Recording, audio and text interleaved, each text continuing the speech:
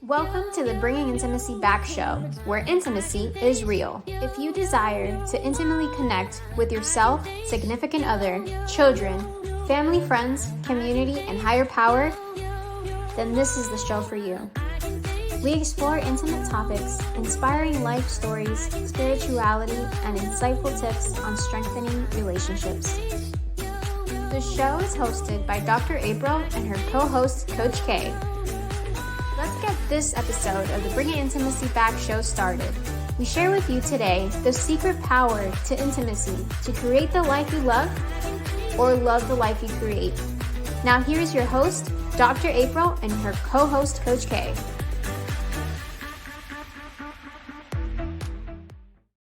Welcome to the Bringing Intimacy Back show, where intimacy is real. Welcome, guys. I'm so sorry I missed you guys last week. I was in a training dealing with trauma, which I will talk about on another show. So today's topic today is love is not a transaction. And we have a very special guest called Kim Sorrelle. And when we speak with her, it's just going to blow our mind. I know you guys are out there listening, and thank you so much for following us on Facebook, Instagram, LinkedIn. I really do appreciate it because it connects us all. And the reason why I do this show is to help people connect, because in such a busy world with so much stuff going on and tragedy and trauma that many times we feel all alone. And I don't want anyone to feel alone. So that's why I do this show called Bringing Intimacy Back. So one of the things we do every month is we highlight a charity of the month. And the charity of the month this month is Women Rising. Women Rising, because we're still in the month of March, is a great organization that assists women and their families to achieve what we call self-sufficiency, because that's really important. Even in the sense of connection, we gotta have our basic needs met. And so this organization called Women Rising supports women, their families, and moving us up and providing social services, economic development, and advocacy services, which is fabulous. So as I was saying earlier, I have a wonderful guest. And let me tell you a little bit about her before I introduce her. She is an entrepreneur, a director of humanitarian organization, an author, and a speaker. And she, as I talked about before, that in this world we have so much trauma. She has had some traumas of her own, and how she's taken that energy and created true meanings of love. And she's found it, and she's written books. And what she does is she motivates people to realize, this topic is, love is not a transaction. So when we come back, we're going to meet Kim, and we're going to get all into it. If you have any questions or want to comment, please do so, and we'll let you know how to get it in. All right, then. We'll be back in a moment. Life can be overwhelming sometimes. We think we are a burden to others. We think that it's better to hide it and suppress our hurt, but it's not. As Cave Coral Therapists, we will provide you with quality, confidential counseling services in a relaxing and peaceful environment. Talk to a professional today. Book an appointment on www.cavecoraltherapist.com or call 239-565-6921. Welcome back to the Bringing Intimacy show, where intimacy is real. Welcome, Kim. Thank you so much. Thank you so much for having me. I've been so looking forward to this, Dr. April, and here we are. We're finally here together. I know. Yes. And thank you so much for saying yes. And I'm just so happy that you guys are here today. Yes. Yeah. Well, yeah. Yes. So what I ask most of my guests, this show's about intimacy, and many people have all these different definitions of intimacy. And it's really a word that it means a lot to me. So I love to hear from my guests. What does intimacy mean to you? And how does that relate to our topic today, that love is not a transaction? Intimacy to me is letting people in. Letting people in. Letting people in. Wow. I love that. Yeah. I mean, when you have your guard up which can be so easy to do, right? It's easy to Right. be guarded, and if you've been hurt in the past and you don't want to be hurt again, and so you might let people sort of in, but not entirely in. But intimacy is just putting yourself out there, just letting people in. Wow. Yes. Yeah. And so I was reading your background, and you met years ago this wonderful man. Yes. Yes. And you let him in, and I think it was like he proposed like right away almost. So tell us about your love story. Well, I was going to be the first woman president, actually. That was my plan when I was in high school. So I had my life laid out. I knew what I needed to do, where I needed to go to school, and all of that stuff. And I wasn't sure that a husband and kids, if there was room for that, Right. in that goal. But I did know that if I ever met a man, he had to have two things. He had to be over 6 foot tall because my 5 foot nothing mom married a short man. I wanted to give my kids a chance at some height. Okay. And he had to be good looking because I wanted him to look good in my wedding picture. So obviously, very deep thinker at 17 years old. And May of my senior year in high school, in walks this tall, dark, handsome man who swept me off my feet. And 10 days after we met, I asked him to marry me, and he said yes. Oh, you And asked him? I did. I Oh asked my him. gosh, I must have misread that. Okay, you asked him.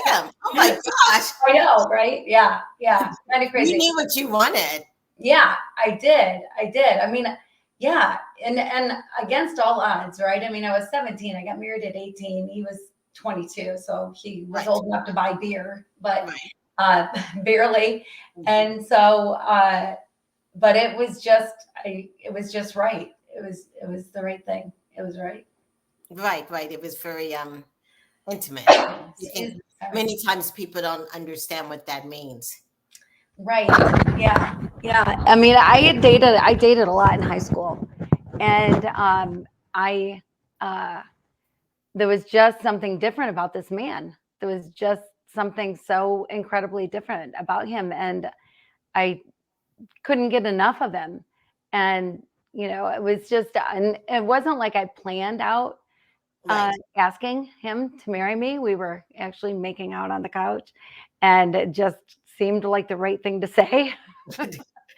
So no grand proposal, nothing like that. But anyway, he was a wonderful man, and I was very much in love. And it we grew together, Right.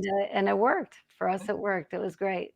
Yeah. So how did that experience teach you about love? It's not a transaction, because many times I do a lot of couples counseling, and it's like, well, she did this, and then if they do this, and if he does this, it's this if then. You know what I'm saying? It's like I say first and second grade stuff a lot. Yes. Right. Yeah. Right. Right. Right. Yeah. It's so true. Well, I decided I'd go on this quest to find the real meaning of love. I was diagnosed with breast cancer a few years ago, and 4 months later, that man of my dreams, he was diagnosed with pancreatic cancer and passed away 6 weeks after that. Oh my gosh. So that's like two major loss, two major traumas, two major griefs. You know what I'm saying? Yeah. Right, right. Yeah, and so then I was alone in my 40s, and I was never expected that. You plan on being 95 years old and sitting on rockers on the Right. front porch drinking lemonade and smiling at each other, or whatever it is that 95-year-olds do on the front porch. Right. So this whole new life, and as I was trying to figure out this whole new life, it occurred to me that I loved my husband deeply. Like, we had a great relationship, and I know how to do it. I know how to do great relationships, but I wasn't sure that I knew the full meaning of love. Mm. And so I decided that somebody needed to take a deep dive into this, and it might as well be me. So I took 1 Corinthians 13, a 2,000-year-old poem. Love is Yes. patient, love is kind, does not envy, does not boast. I took it one word a month. And most of the time I was working on it, I was in Haiti because I was working Mm. at the time.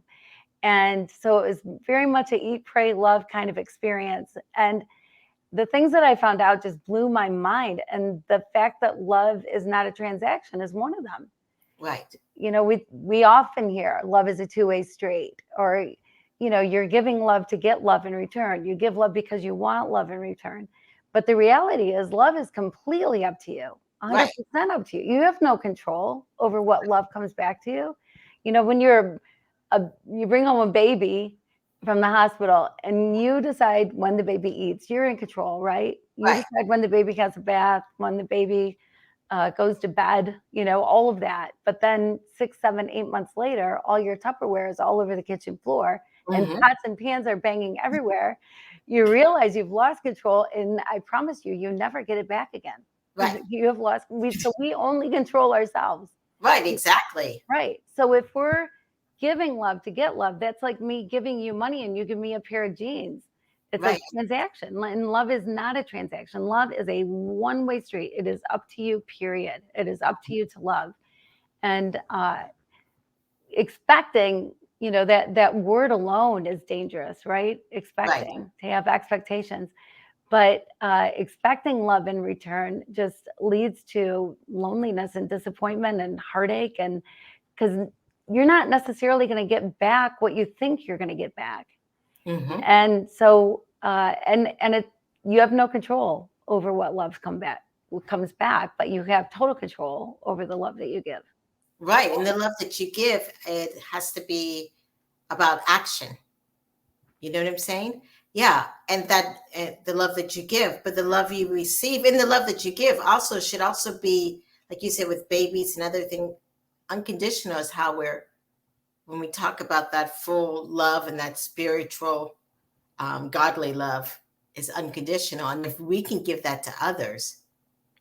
Yeah, it's so funny that you mentioned that, because I was thinking about that just the other day, that we fall in love with somebody, or we say we're falling in love, or you fall out of love. And I just, even what I discovered, love is not an emotion like Right. fear or excitement, right? You don't Right. live in fear. You watch a scary movie that night, you hear every bump, every bang, you're afraid all night long, but you don't live in that. But you live in love.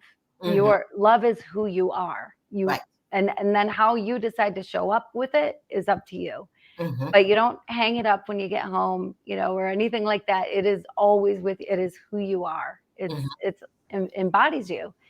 And so what I was thinking about, though, is how people, when you find your one and only, whatever, and you get the butterflies in your stomach, and you just have just this beaming love, and you can't wait to walk down the aisle and say I do, and you go on this great honeymoon, and then you come home and he leaves his dirty underwear on the bedroom floor.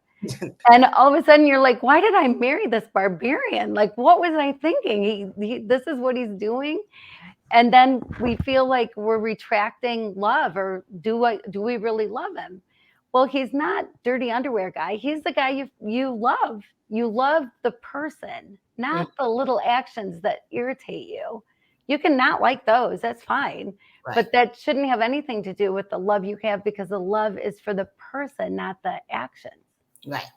Right. I think sometimes that happens because many people sometimes don't even love themselves, Mm. or haven't been shown love in childhood. And so they come into these relationships, and like you said, they focus on these little actions. Oh, well, now I don't love him. Now I do, now I don't. And that's not how love works. No, right. No, love is constant. Right. Love is constant and should be for everyone. Right. Certainly there's people that you're going to have deeper feelings for, but you should just love everybody. I mean, it's certainly the best way to live, is to love everybody, but you shouldn't withdraw your love. There's not a reason. There might be things you don't like. There might be people you don't like. You're not going to invite everybody over for Easter dinner, right? I mean, not everybody's going to be your best friend. And it's okay. Not all personalities go well together. Not all people fit well together. But love is different than like. So love is something that should always be there, that you shouldn't withdraw, that it should always be given. Right. You know what I think? It's sometimes people think that love is like a pie, that there's only a limited amount. Mm-hmm. You know Right. what I'm saying? That I cannot Mhm. love more than one person at a time, or I've got to hold back my love to punish this person. And that's not, yeah. So Yeah. how in that journey did you um, encompass this and be able to share and teach others? Well, as I was journeying, I was journaling. So Mm, I was writing, and I needed to do this journey for myself. Whether it ever became a book or it ever became anything, I needed to do it for me. right. But I was writing, and so I start out each chapter with what I think I'm going to discover, what I think it is, like patience, love is patient. We know what patience is, right? But then I end each chapter with whatever happens in Haiti. Like I was chased by a motorcycle gang. I got lost on a mile-high mountain. I slept outside with tarantulas. Anyway, and that brings me to the realization of what the love is, that word or phrase really means. And so it was a very interesting time. And the things that I learned just were so different than what I'd ever been taught.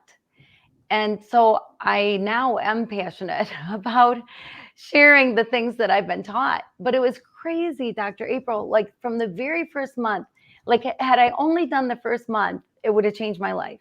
Okay. Because so love is patient, right? Right. Is the very first one. So I was looking for it everywhere. Love is patient, love is patient, love is patient. What does that even mean? And just trying to figure it out for the entire month.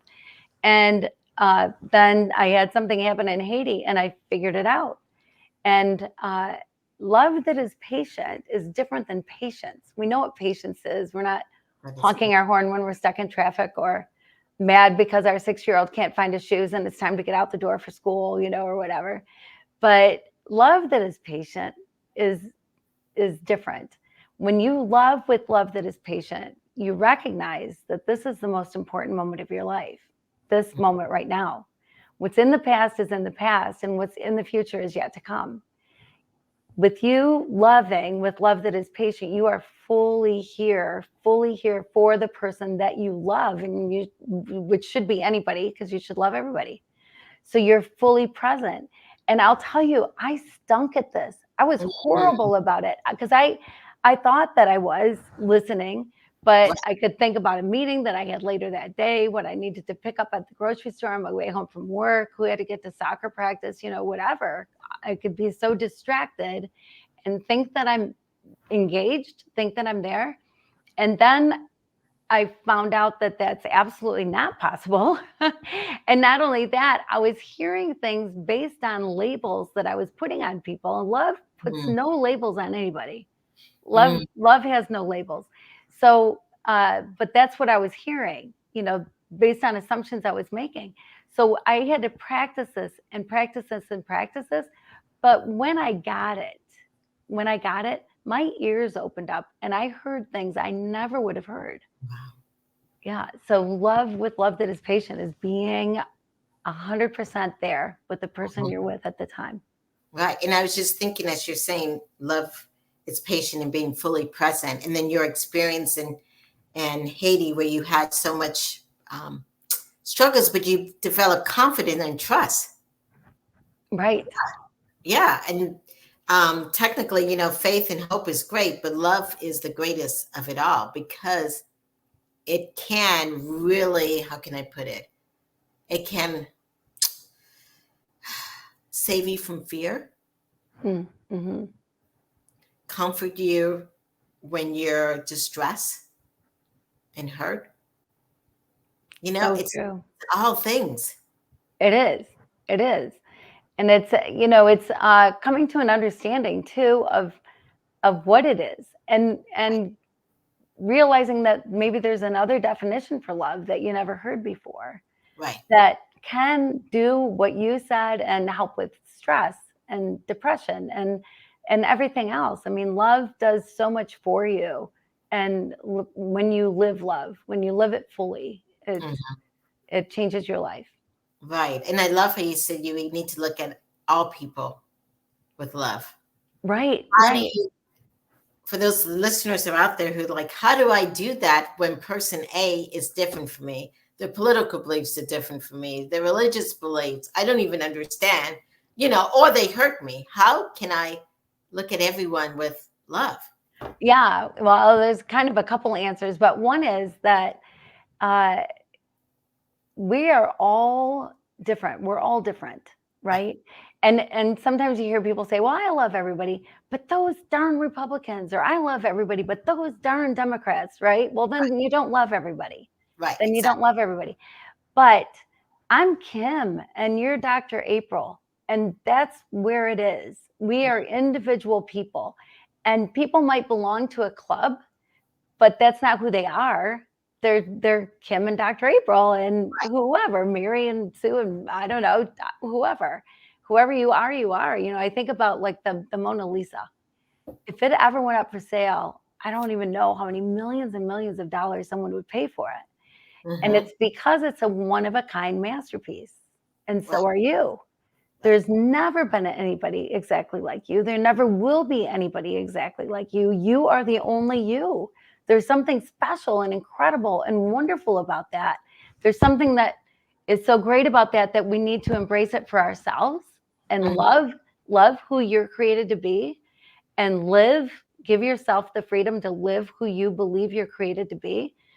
And at the same time, then love goes out. And then you can love people. You don't have to like, but you can love people when you just recognize that, yes, they're unique. They're a unique individual. They're different than you are. It's okay for people to have different opinions. That's okay. Because as passionately as you believe something, they might believe the opposite equally as passionately. And you're sitting there thinking, hi, how can they be so dense? And they're sitting there thinking, how can you be so dense? Right. So it's okay to have different opinions because, again, we don't control anybody. Right. And love is your only job. It's your only job. You don't have to hang out with them, like we said, but just love people. Just love people. Let others be who they're created to be, just as they let you be who you're created to be. Right, and exactly, and to also to further that, we can't control how we came into this earth. So I say to myself, I don't know if I had different parents or different, lived was born in a different way or time zone or whatever or country, would I be that other person? Because we're all yes, Right. Right. right, Yeah, because we're so influenced right, by the we are people around us, by the house we're raised in, right, by the schools we go to, by right, all of it.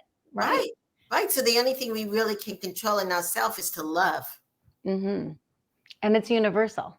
Yes. Yeah. Yes. It's a language that through a look, through a touch, through a smile, Hmm.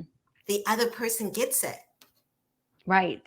Right. Yes. Smile. I love that. Smile. And we don't do that enough. Or, I say we, like I should include the world with what I don't do enough, whatever. But, there's something that's so disarming about a smile, a genuine smile. Mhm. When you see somebody, whether you know them or not, a smile just brings a smile to your own face. Right, right. Which is, some people don't really, they just pass through the day, not look at anybody.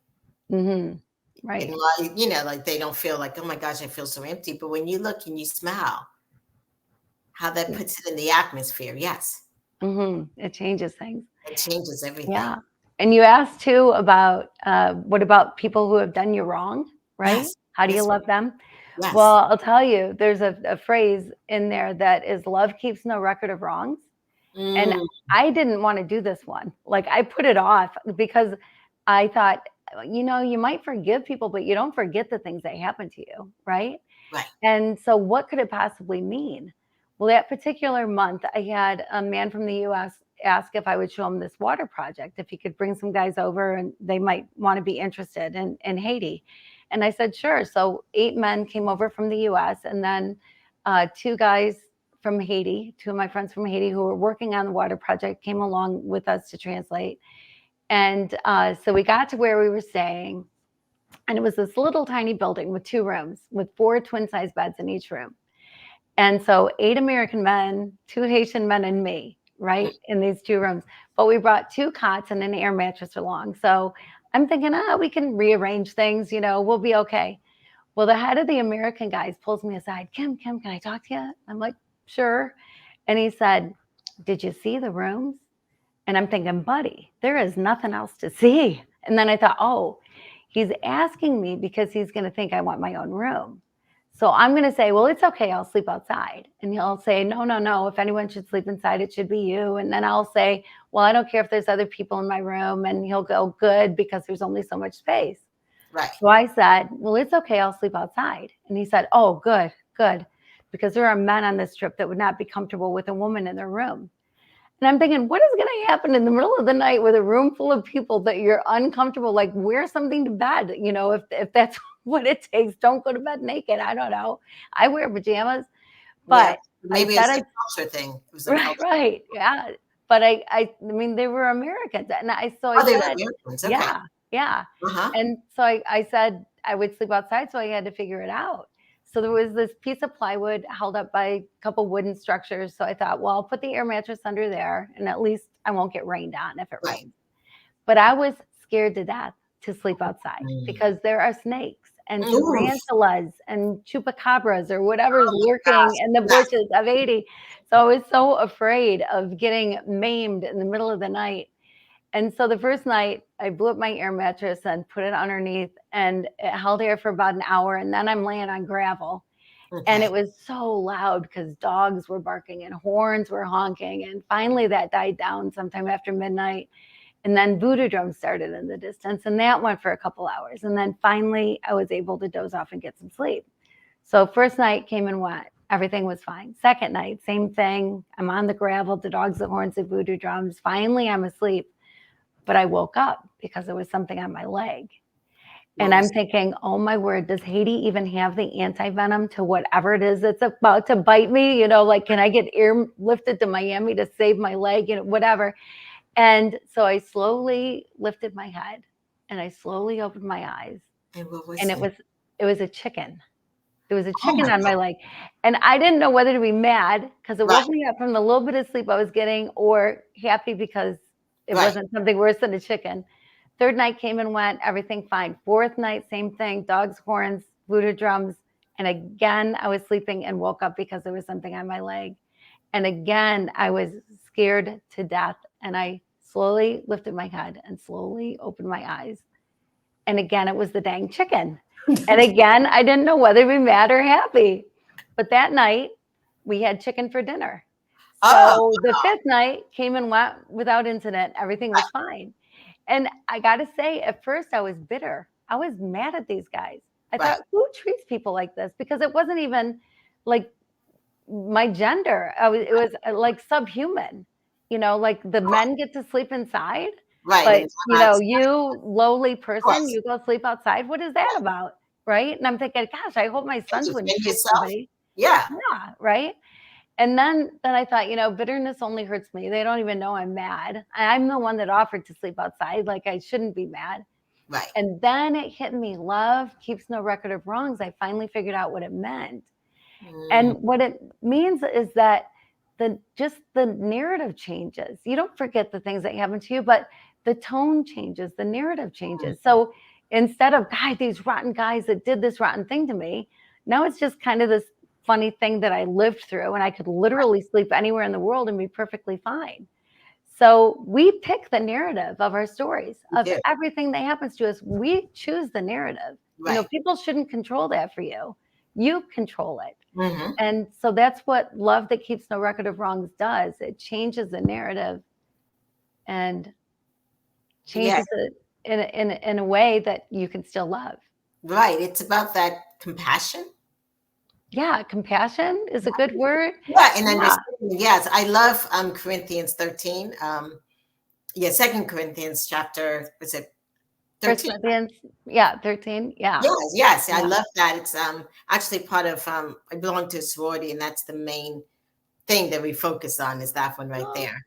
Oh, that's cool. Yeah. And so in that it's about the compassion, like you were saying, looking at something with compassion. You don't keep right or wrongs and that kind of stuff. Yes, definitely. Wow. So Yeah. you've actually written a book or two books. Yes. Yeah. So my first book, Cry Until You Laugh, is about, I started writing when I was diagnosed with cancer because everything I saw was either depressing or medical. And I wanted to know, are there choices? What does it feel like? What am I going to go through? And so I started writing then. And so I was still writing when my husband was diagnosed and after he passed and, whatever. So I wrote for about a year. And then my second book is based on this year-long, actually 14-month long, because there's 14 is's and isn't of love Right. in that chapter. And so 14-month long journey Wow. to discover the true meaning of love. And so that's Love Is. That's my Right. second And book. how did that, I'm curious, in the sense of the first trauma of having cancer, how did you gain back loving your body? Because many people somehow get so upset with themselves, maybe even with God, when they get diagnosed with cancer of their body. It's interesting because right away when I would tell people or people would find out, they'd go, well, why you? Why you? And my response was always, well, why not me? Mm, Why would I be immune? I do believe in God, but I don't believe in a God that is up in heaven and goes, hey, I saw that you stole that pack of gum when you were in 7th grade. So when right, you're 47 years old, you're getting breast cancer. right, I don't think that's how it works. right. And so nobody's immune. Like it can happen to anybody. So, the why me never existed for me Mm-hmm. because it's life. It's Right. life. It's the world we live in, right? And so that I think was part of it. And a big thing that I learned is there are things that you have no control over. Mm-hmm. No control. You have no choice. Like I wouldn't have chosen cancer. I wouldn't have chosen to lose my husband. I wouldn't have chosen those things. But there are things you do control, and there are choices you can make. And joy is one of them. Mm-hmm. How full you want to live, how happy you want to be. You get to pick that. Right. People don't get to pick that for you or shouldn't be able to pick that for you. You Mm-hmm. get to make those choices. And so I choose to make the best choices that I can Right. with the choices that I can make. Right. Right. And it seems like, kind of going back to your original concept, you choose to be fully present. Hmm. Yeah, because sometimes when people have been, they lose someone and they're grieving, they're like, I'm not going to ever love again. I'm not going to, you know what I'm saying? But Hmm. they're stuck in the past and they're Right. so hurt that they don't want to open themselves up to the present moment. Yeah, it's so true. Grief is such an interesting thing. I'm actually co-writing a book on grief right now. And you do see people that are kind of stuck underneath it, Right. just kind of can't get back on top of it. Right. And, it's not about getting over it Right. because you don't ever get over it, Right. You never do. Yeah, Right. but it's about getting back on top of it. Mm-hmm. And I think there are times when people feel like they're dishonoring the person they lost if they're happy again, because they should just live in this sorrow because they're so sad that the person's gone. But I think the opposite is true.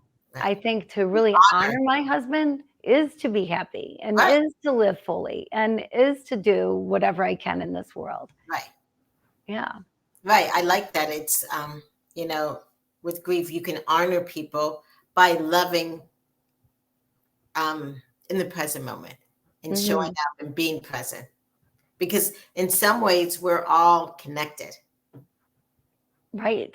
Yeah. Yeah. So true. Which I love that. Don't you love that? Yes, That I do. yeah, it's a beautiful thing that we're all connected. It's a wonderful thing. And I think we take it for granted sometimes, or we don't recognize it. We don't open our eyes to see it. And it's special that we're Right. connected and that we're here for each other, Hmm. and Definitely. nobody's in this alone.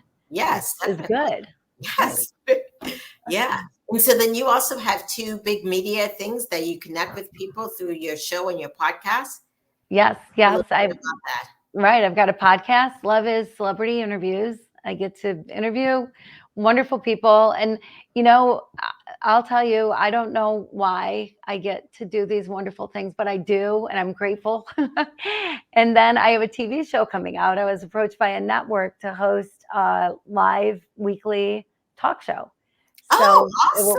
yeah. So it'll be on Wednesday nights at 7:00 on different streaming platforms. Right. And it's called Heart and Soul with Kim Sorrelle.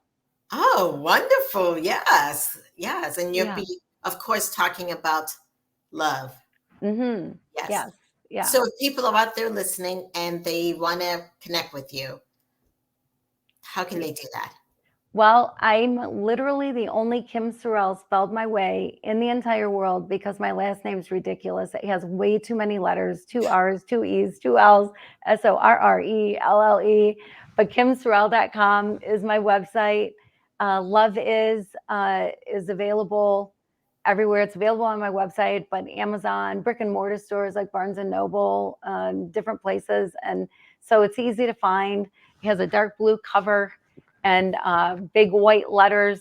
So, it's not hard to identify. And I do love connecting with people. I've got a free 14-day love challenge on my website. And if you sign up for it, I'll send you for free a WWLD, What Would Love Do wristband.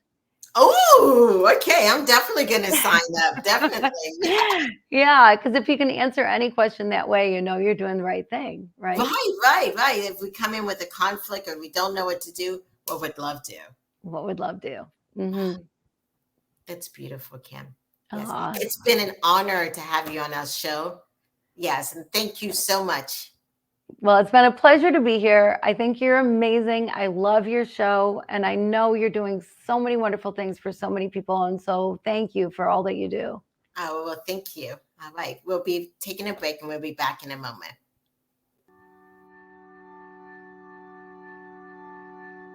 Improving intimacy, everyday expressions is all about you and your partner. Opportunities for intimacy are scattered endlessly within every second of life you create together with your partner. Everyday expressions will educate you and open your eyes to just how great your relationship could be with a little TLC. Improving intimacy, everyday expressions provides a true baseline for the strength in your relationship you've been looking for. Available in Kindle, Audible, and paperback. Welcome back to the Bringing Intimacy show, where intimacy is real. Well, Kim was just so wonderful. And if you're out there and you're struggling, either in a relationship or maybe you're struggling with yourself or just struggling overall, love is an answer that can definitely help you. So definitely look for her book, Love Is, and definitely check out her website, just as she spells her name, www.kim, K-I-M, Sorelle, S-O-R-R-E-L-L-E. Okay, so sorry that Coach K isn't here this week, but she'll definitely be joining us next week. And we have some great upcoming shows coming up. So on April 6th, we have Spring Break Sneaky Links, which is we're going to be talking about people being on spring break and some sneaky things that happens when people are on spring break. Then on April 13th, which I'm so excited, we're going to talk about intimacy with self, spirit, and loved ones. And that's, of course, with Blair A.B. And then on April 20th, we're going to talk about spiritual intimacy, which is wonderful because April, we have a lot of different spiritual holidays that are coming up. If you're out there and, like I said again, you're struggling, one of the great things she talked about is just being fully present.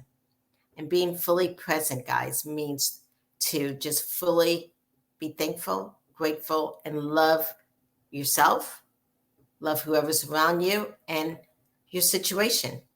Because with love, when you look it through that lens, you will have a lens of compassion. And when you have compassion, it opens up so many different opportunities that you may not have thought of in other ways. This has been the Bringing Intimacy Back show, and I'll see you guys next week. Bye. Thank you for listening to today's episode of Bringing Intimacy Back, where intimacy is real. You can also find us at bringingintimacyback.com, LinkedIn, Facebook, Instagram, Twitter, and YouTube. Dr. April Brown's 7-book series, Improving Intimacy, is now on Amazon. We'll see you next Thursday at 3:30 p.m. Don't forget to follow, share, and subscribe.